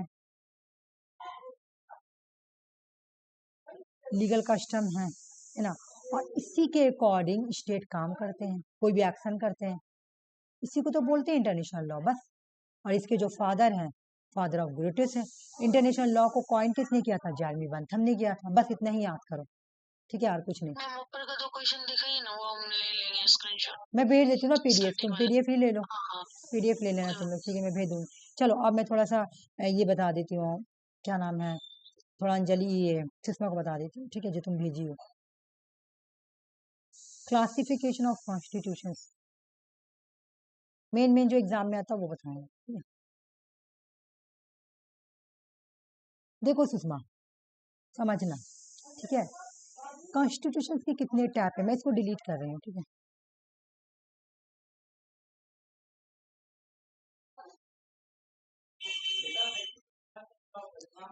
वो जो मैं पढ़ाई थी ना, United nation declaration of human rights, वो याद कर लेना। कस्टम्स रूल जो अभी मैं प्रिंसिपल लिखी वो याद कर लेना। फादर ऑफ ब्रिटिश और जेरेमी बेंथम याद कर लेना। बाकी मैं ये भेज दे रही हूँ पीडीएफ, ठीक है।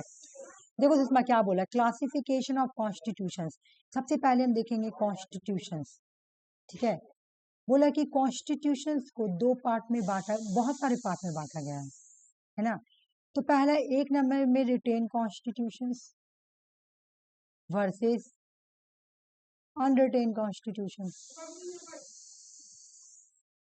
रिटेन कॉन्स्टिट्यूशन किसको बोलते हैं सुषमा? कॉडिफाई को बोलते हैं,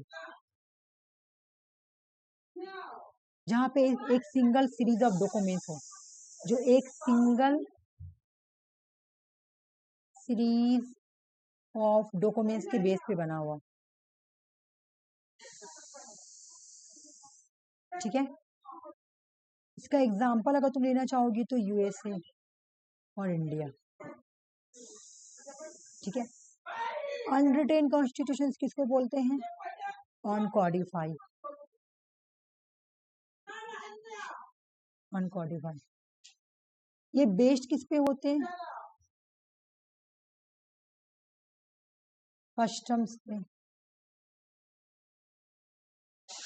ठीक है, कन्वेंशंस पे,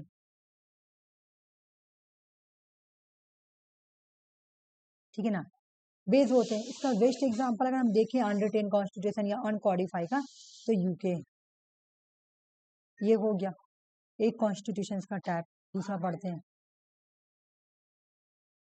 यहाँ पे इतना सारा जगह है, बताओ, हमें इधर उधर जा रही। दूसरा टाइप का नाम है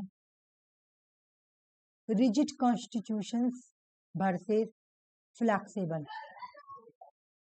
rigid constitution versus flexible, flexible constitutions,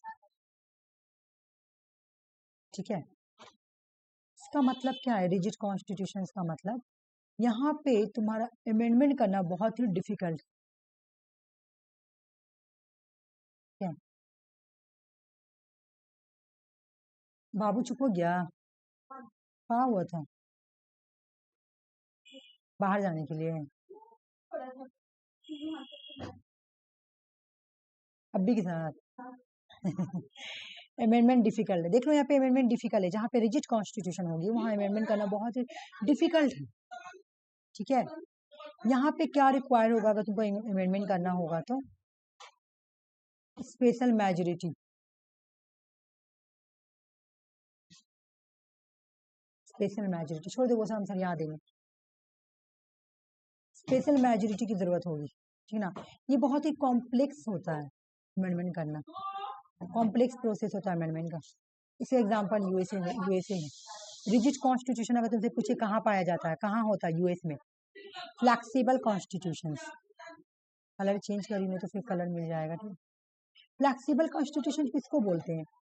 ठीक है, जो इजी, एक मिनट, अमेंडमेंट बिल्कुल इजी हो। ठीक है, इजी अमेंडमेंट हो जाए। ठीक है, बिल्कुल इजी तरीके से अमेंडमेंट हो जाएगा तो उसको हम लोग बोलेंगे क्या? फ्लैक्सिबल। ठीक है, यहाँ पे अगर आपको कोई चीज को पास करवाना है, ठीक है, तो पास करवाने के लिए आपको ऑर्डिनरी मेजोरिटी या ऑर्डिनरी लेजिस्लेचर से हो जाएगा। ऑर्डिनरी पासिंग से हो जाएगा, पास करने से हो जाएगा, मतलब सिंपल मेजोरिटी से भी हो जाएगा। ठीक है, तो बोल रहा है कि इसका एग्जांपल क्या है यूके।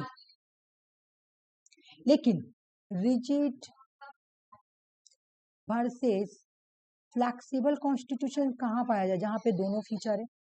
ये कहाँ होता है जहाँ पे दोनों फीचर होगा? इंडिया। इंडिया, हाँ, इंडिया में दोनों ही फीचर है।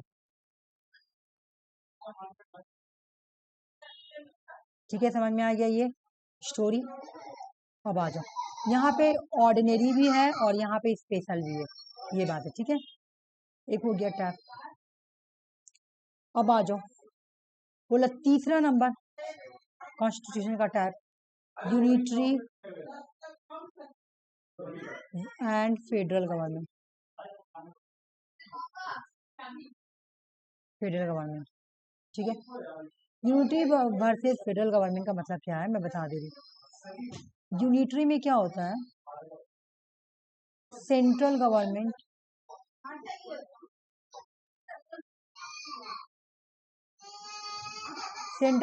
जो होता है वो सुप्रीम होता है।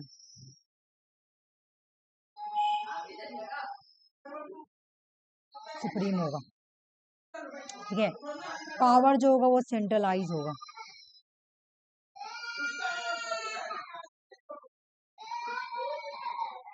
सेंट्रलाइज एग्जाम्पल है यूके, फेडरल गवर्नमेंट।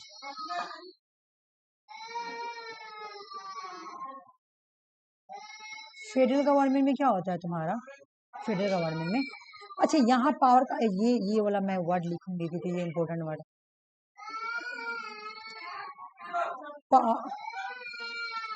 बोला कि यहाँ पर लोकल गवर्नमेंट हो, लोकल गवर्नमेंट लोगों को पावर लेना होगा, ठीक है ना, या लोअर गवर्नमेंट को पावर लेना होगा, पावर अगर ड्राइव करना होगा। ठीक है, ड्राइव करना होगा तो ये लोग कहाँ से ड्राइव करेंगे पावर? सेंट्रल गवर्नमेंट से पावर लेंगे। यहाँ यूनिटरी में लोकल गवर्नमेंट या लोअर गवर्नमेंट को पावर ड्राइव करना होगा तो किससे पावर लेंगे? सेंट्रल से पावर लेंगे। ठीक है, ये क्वेश्चन तुम्हारा यूजीसी का है, पूछा गया था यूजीसी में। ठीक है, सेंट्रल गवर्नमेंट से पावर लेंगे।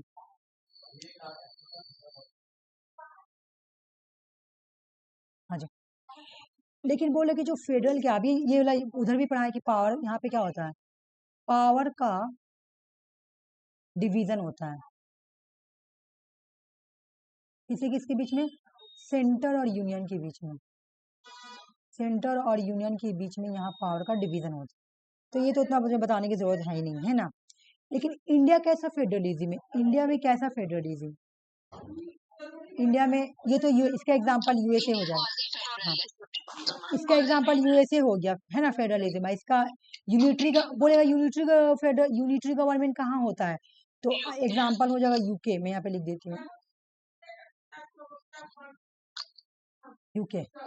इंडिया में क्वाजी फेडरल है या सेमी फेडरल, और यूएस में क्या है तुम्हारा, फेडरल गवर्नमेंट है, ठीक है। हाँ, अब समझ में आ गया ये कि ये तो एकदम बहुत ऊपर वाला जो था हो गया। अभी वो लोग कॉन्स्टिट्यूशन और कन्वेंशन से पढ़े, बाकी वो सब उतना इम्पोर्टेंट नहीं है, तो इस वजह से मैं नहीं करा रही हूँ, ठीक है। बाकी वो सब उतना इम्पोर्टेंट नहीं है, जो मेन इम्पोर्टेंट था जिससे क्वेश्चन आते वो मैं करा दी, ठीक है। बाकी जो है कस्टम्स कन्वेंशन में क्या फर्क है, वो एक पढ़ना था जो मैं पढ़ाई थी आप इनको। बाकी जो इम्पोर्टेंट है ना सुषमा, यही है, यही को रटना, तुमको भी मैं बोल रही हूँ, ये वाला को रट लेना। बाकी ये रटना का ये तो तुम लोग को याद हो गया। लेकिन आप बोल रहे थे ना, तो टाइप्स हम भूल गए कि वो टाइप्स में क्या आएगा। हम ये वाला कर लिए। कर लिए ना, हाँ मैं तो वीडियो डाली थी इसका, ठीक है।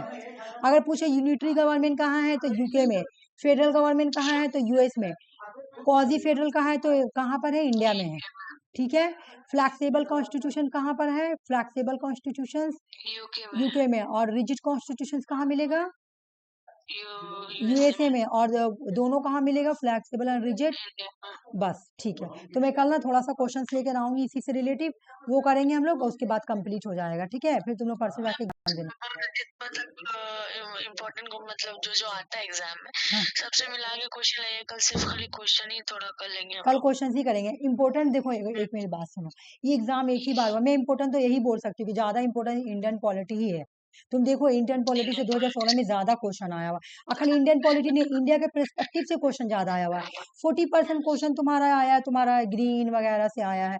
बाकी 60% क्वेश्चन जो तुम, जैसे क्वेश्चन तो 60 रहेगा, 60 में से तुम्हारा 5 तो वेस्ट बंगाल से क्वेश्चन रहेगा, बचा 55। तो 55 से मैं बोलूंगी ना, तुम्हारा 30 क्वेश्चन तुम्हारा दिया हुआ था इंडियन पॉलिटी से, मतलब इंडिया के पर्सपेक्टिव से क्वेश्चन दिया हुआ था 2016 में तुम देखोगी तो।